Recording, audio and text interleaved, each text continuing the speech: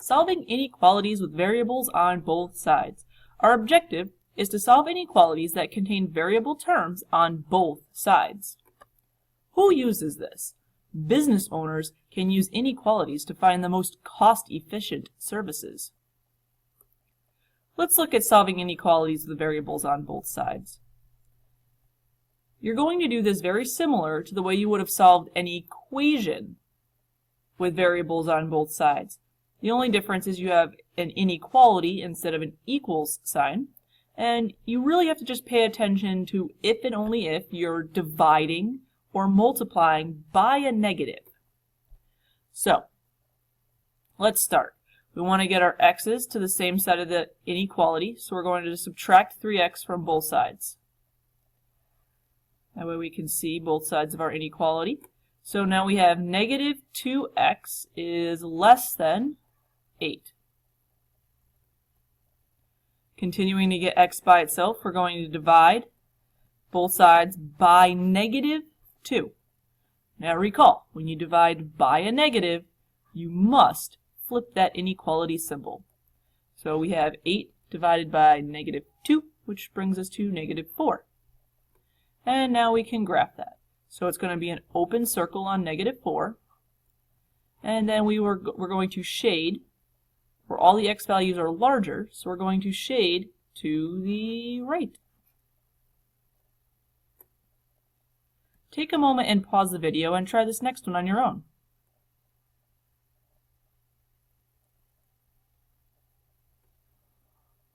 Now that you've had a moment to try this next one on your own, let's try it together.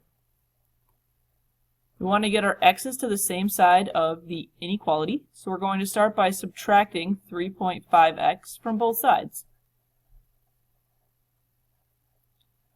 And when we do so, we are left with 2.5x minus 1 is less than or equal to 4.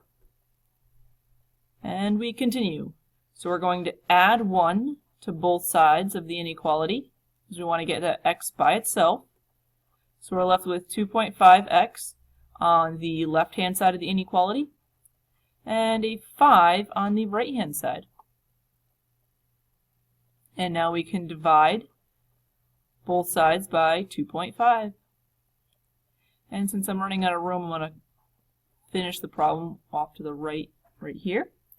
And when we divide, we end up with x is less than or equal, and 5 divided by 2.5 is a nice even 2. And because it's a less than or equal to, we're going to have a filled in circle. In this case, we're going to have a filled in circle on 2. And then we're going to shade to the left. So we're going to shade to the left.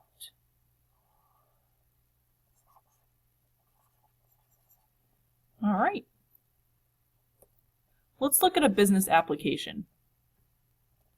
The Daily Info charges a fee of $650 plus $80 per week to run an ad. The People's paper charges $145 per week. For how many weeks will the total cost at Daily Info be less expensive than the cost at People's paper?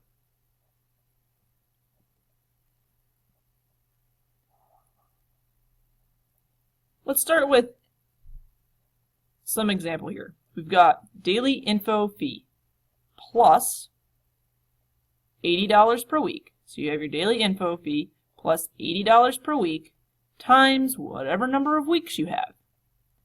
We want it to be is less expensive than the People's paper charge per week times the number of weeks. So let's put this in a more algebraic form. So we have our 650 plus 80 times W, so 80 per week, plus that 650 for that random charge there, is less expensive, so less than 145 times however many weeks. And now we can solve. We want to start by getting our variables to the same side of the inequality. So for this, we're going to start by subtracting 80w from both sides of our inequality. In case you're having trouble seeing where both sides are. That leaves us with $650 on the left-hand side is less than,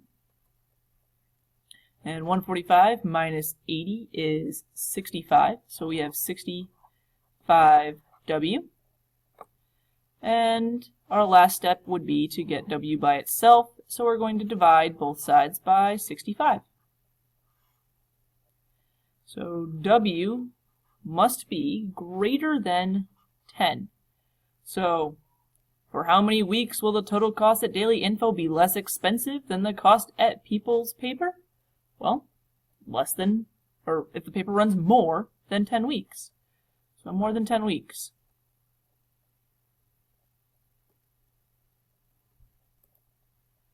Let's look at one where we have to simplify each side before we can solve.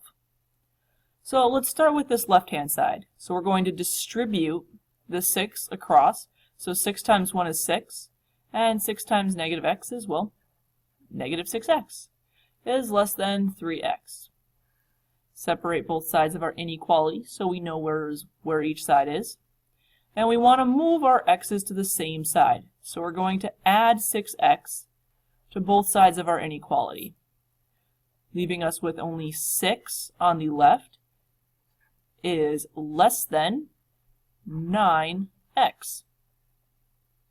We want to get x by itself, so we're going to divide both sides by 9. And since we're dividing by a positive number, we do not need to worry about flipping the inequality symbol. And 6 divided by 9, you can reduce that to 2/3. Divide both top and bottom by 3. Alright, so we have an open circle on 2/3. And all we're going to do is shade to the right, because that's where all the x values are bigger or greater. So we're going to shade this way. Alright, so let's try this next one. So we're going to split both sides of our inequality so we can see what's going on. And we want to move our x's to the same side. So we're going to add 0.2x to both sides of our inequality, leaving us with 0.9 is greater than or equal to 1.8x. And we want to get x by itself, so we are going to divide both sides by 1.8. And when we do so, we end up with negative 0.5 is greater than or equal to x. So negative 1/2. We're going to have a filled in circle because you got the or equal to in there. So it's going to be a filled in circle on negative 1/2. And we're going to shade to the right because that's where all of our x values are smaller.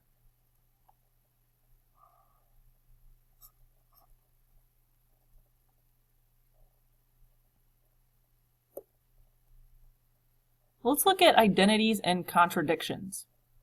An identity. When solving an inequality, if you get a statement that is always true, like, hey, 1 is less than 7. Well, yes, it is always 1 is less than 7. That is the true statement. Well, to do that when you simplify it or solve, and that's what you were left with, it's an identity, meaning that no matter what you put in for x, you're going to get a true statement. A contradiction. When solving an inequality, if you get a false statement, the original inequality is a contradiction. It doesn't have any solutions. So, for example, if you subtracted x from both sides, this one's saying, hey, 7 is smaller than 0. Well, 7's not smaller than 0, so no matter what value, you can pick any real number you want, no matter what real number you put in for x, you will not get an answer that is true. So therefore, it's a contradiction. Let's try a couple. Identities and contradictions.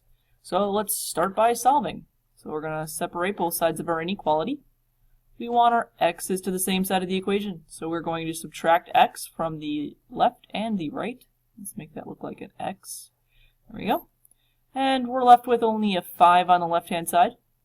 Is greater than or equal to 3. Well, is 5 greater than or equal to 3? Well, yeah. So it is hold on. Let's try spelling identity correctly. I-D-E-N. Identity. Alright, so let's try this next one. We're going to separate both sides of our inequality.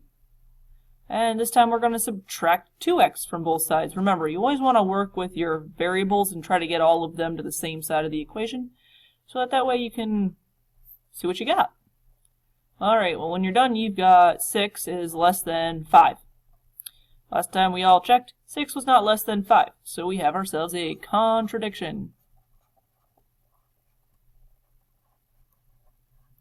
There are no real solutions.